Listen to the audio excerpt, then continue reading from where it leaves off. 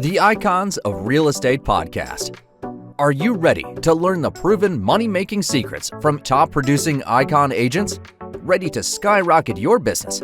This podcast is for you. Tune in every week with your host, Tomasz Fonseca, and find out how to implement proven strategies to 10 times your business, from $3 million to $30 million in just 12 months. Brought to you by the Masters in Real Estate Marketing, Arter SEO. Welcome to another episode of the Icons of Real Estate podcast, where we highlight top professionals who are making waves in the industry. I'm your host, Karen Roberts, and today we're excited to introduce Josh Stoddard. He's the visionary founder of the Fractional Analyst. Now, this is where innovation meets precision in commercial real estate services. Now, he's a proud husband and father to 3 lively boys. Josh thrives on balancing family adventures, like wrestling on the trampoline, with empowering others to achieve success. So Josh created the Fractional Analyst to offer commercial real estate companies personalized analytical services, which enables them to sort of streamline their whole operations without the need to hire, onboard, or train even new analysts. So from crafting advanced custom models to building investor presentations and completing corporate reporting, Josh's expertise ensures his clients receive top-notch support tailored to their needs, whether that's for a few months or several years. So welcome to the show, Josh. Thank you so much, Karen, for having me. Really been looking forward to being on. Fantastic. And so, where did this all come from? What inspired you to launch this? Yeah, absolutely. So it's actually been me and another co-founder, Spencer Vickers. And Spencer was really the original visionary that was pitching this idea. We were both working at a nationally recognized multifamily developer as analysts. And we would continue seeing this lack in the marketplace of fractional analyst services. People who needed an analyst for maybe a few hours a month or maybe a few months out of the year. But outside of that, it was a little too burdensome to bring on a full-time analyst. So together, we went ahead and decided to found the Fractional Analyst to fill that need. And we absolutely love it. From our client's perspective, it really can provide custom services to whatever they might need in that moment in order to be very adaptable. And from our line of work, it's really enjoyable to always be on our toes. One day, we'll be working. We recently just had a project where we were helping someone create a massive resort that is outside of the United States. We were helping them run a whole bunch of analytical work on that. Or on the next day, we'll be working on a small mobile home park here where I live in Florida, and kind of everything in between that. So we really like that it keeps us on our toes, it keeps us learning, but that we're really able to tailor those services for our clients. Right. And so for the listeners out there, if they're a little bit not confused, but maybe, unaware of how this can benefit them, could you share a little bit more in detail as to why people need this service? Absolutely.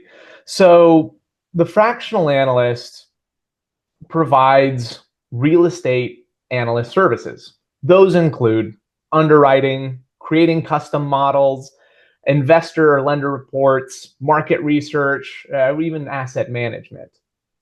And we're able to speak with real estate operators and professionals and discuss with them what they need taken off their plate, what is taking up their time and bandwidth and really is becoming a block for their team to grow. And we'll come in and we'll provide those services for as long as they need. So that's really beneficial for, let's say, small to mid-sized companies who they're really getting close to hiring a full-time analyst, but they're not quite there yet. We can come in and fill that need. It's also really beneficial for some larger companies. For example, we're working with a large company that has over $100 million in assets under management right now, and they're liquidating their portfolio. So it's hard to bring on a full-time analyst when your first words are, you know what, we're liquidating everything. Everything's being sold right now. So what can they do? Well, they come to our shop and we're their analysts until they close up their portfolio, and we're able to provide that. So that hopefully shows a little bit of that we're really adapting to fulfill whatever circumstance these commercial real estate operators have. Right. So it sounds like you're filling in that gap if people are looking for to taking somebody on in the long term, it's either that or nothing. So you're plugging in that gap. Is that what I'm hearing? That's exactly right. That's a great summary. Okay, awesome. And so what's been the most rewarding part of helping companies streamline their operations through advanced models and these custom solutions that you provide? I think the most fulfilling part is seeing companies go from a small company to a mid-size, or from a mid-size to a larger. It is so challenging to be that one-man band, or it's really challenging for a small team to be able to take that next step and have a little bit more robust capabilities, be a little bit more strong in their foundation. And we're able to come in here and provide a solution for some of these companies to really take that next step and to grow. So I know one of our favorite clients, he's kind of a one-man band. He has a couple real estate assets that he's accumulated over years of hard work, and he wants to continue to grow that portfolio. But so far, it's just been him. And he does primarily construction. That's where a lot of his background has been in. So he reached out to us when he had an opportunity to come in and change this Airbnb in a beautiful location to a wedding venue. And he tells us, he's like, look, I understand all the construction. I know the hammer and the nails and how to run the project. I get that. But what I'm struggling with is I need someone else who can come in here and tell me, is this a good idea? How much is a wedding venue even going to make here? Is this a viable business plan? And it's been really rewarding stepping up and helping him grow and be prepared to kind of bring on more staff members to help him run this wedding venue that he's going to be building.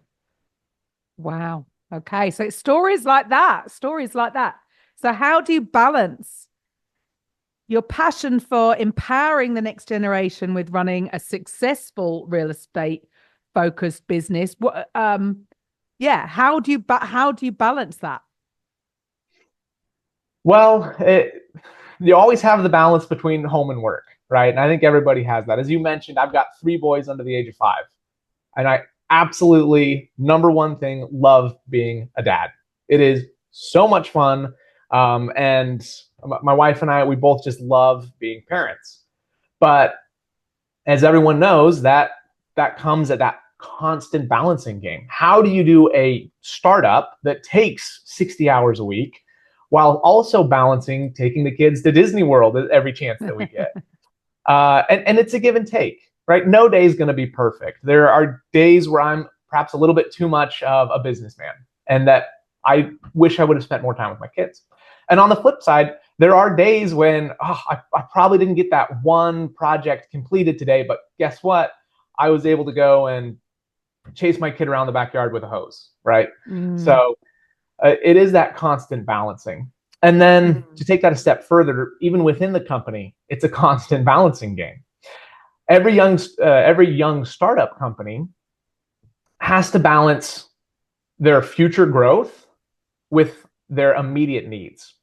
Myself and the other founder, Spencer Vickers, we're always talking about the difference between essential and urgent. Our company, we have really big visions of what tools are lacking in the marketplace right now. And we're discussing how can we bring a technology-based tool to resolve some of these needs. That is the essential work of what we want to have our business grow and become. But urgent, we need to make payroll, and we need to pay our fractional analysts, and we need to make sure our clients are thrilled with the work that we're delivering them. So It's that balancing of the urgent need that needs to be completed by the end of the day and the work that's going to set you up for 5 years from now. Yeah, And sure. it's constantly kind of tag teaming between those two. Yes. Yeah, I can imagine. And with regards to that, I mean, how many projects can you work out? Can you work on at any given time? So, how many projects would you have worked on last year compared to this year? How is it going, being a startup? Yeah, well, we've been really thrilled with our growth so far. I know even early on at the start of this year, we just had a couple core clients. They were somewhat larger contracts that were reoccurring, but it was really just a handful of them. And over the course of the year, we've picked up a lot more smaller clients who maybe only need 5 or 10 hours worth of work, and then their needs are fulfilled. And so that growth it's always a challenge, right? And it's always balancing, we end up working on the projects ourselves until we're so overwhelmed, then we go and hire another analyst to come in and work under us. And we've even hired some part-time analysts to kind of bridge the gap until we can bring them on full-time. And it's been really great, once again, starting out with really just doing a lot of the work ourselves to now we're bringing on other analysts who work underneath us and take a lot of the groundwork, and then we come in and can help resolve some of the other issues that they might come across. Brilliant. So what's next? What's next for Josh? What's coming? We're in 2025. It's the beginning of the year. So what is next for Josh Stoddard? Absolutely love that. On the services side, as we kind of would call it, we're still adding more clients. We're still hiring more analysts. We're looking to hire another analyst here in the next 60 days to come on and join our team. And that's in order to fulfill the needs of more of these clients that are coming and seeking solutions that we can offer them. So on one side of the company, it's going to be adding more staff and continuing to grow the number of clients that we're able to serve. On the other side, I kind of mentioned that we're laying the groundwork right now to bring out a technology-based tool to resolve so many of the concerns that operators have. It's great being able to talk to so many commercial real estate professionals because we constantly hear their problems. And we're hearing right now from over and over again that for these small to mid-size operators, they have a difficult time finding an application or a software that really connects their acquisition to their underwriting, to their asset management, to their disposition. We see that there's a lot of fragment across the marketplace. They'll have to have one software just to manage the asset. They'll have to have a whole host of Excel workbooks in order to do the underwriting. And then they have a different checklist for when it's time to sell and a different process for getting their investors' distributions. So right now we're setting a goal by the end of 2025. We'll be bringing out a beta version of this technology that for small to mid-size operators really takes it from the acquisition from day one clear through disposition and can help them see how their forecasts compare to their actual performance. Wow. So you're looking to change the way things are done over the next year, right? Absolutely. Yeah. And myself and Spencer, we're sick and tired. We were in the same trenches as everyone else. We were sick and tired of having 8 different softwares for one aspect of the business. So we're going to centralize all of that.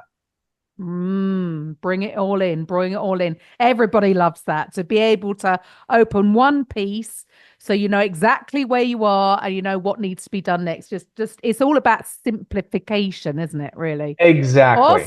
Awesome. Well, I wish you all the best with that. And so our last question is always the same, because here at Icons, we are the #1 real estate podcast network, and we are passionate about making podcasting accessible to anybody involved in the business of real estate. So you have a very specific niche. You are serving people that are involved in commercial real estate. But anyway, if you had your own podcast, what do you think you'd call it? I love that question. What a great question. I'd call it the Fractional Real Estate Podcast. The reason that it's fractional is I'd love for it to spend a little bit of time across all of the different asset classes and across all of a variety of people's experiences. Brilliant. Love that. And it's all in alignment with what you do. So for the listeners out there, if there are people that are involved in commercial real estate and they're like, I could do with that tool, how do they get in touch with you? Where do they find you? The best place to go would be visiting thefractionalanalyst.com. Or, of course, you can reach out to me on LinkedIn, follow me there. But one of those two spots, that's the best place to come and get into contact with us.